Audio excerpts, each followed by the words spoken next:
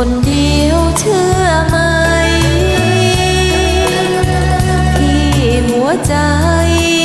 ยอมให้ทำอย่างนี้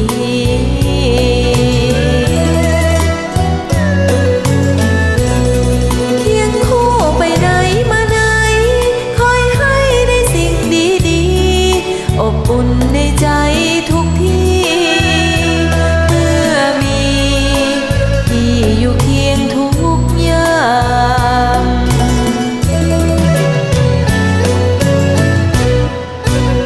บอกกับใจเสมอว่าได้เจอผู้ชายที่เป็นผู้นำเวลาที่ตรวจความดีวันนี้ใจหมดคำถามอย่างเดียวอยากให้รับตาอย่าทำอย่างนี้กับคนอื่น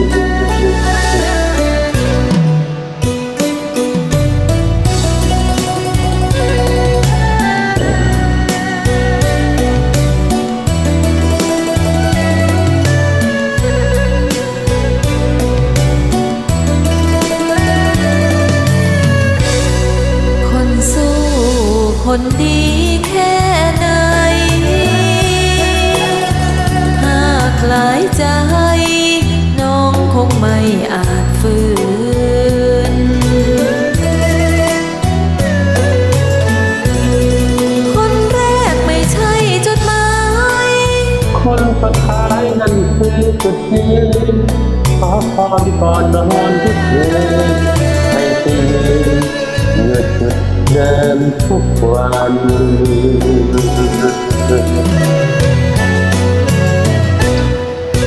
บอกกับใจเสมอว่าได้เจอ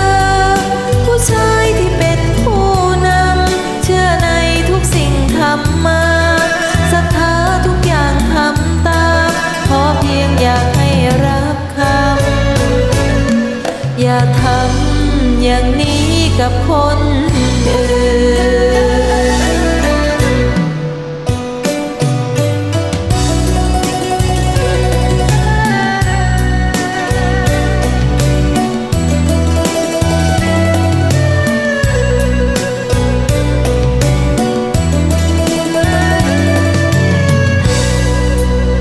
บอกกับใจเสมอ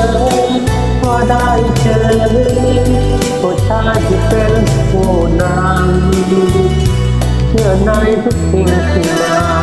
ศรัทธาทุกอย่างที่ตาขอเพียงอยากให้รับคำอย่าท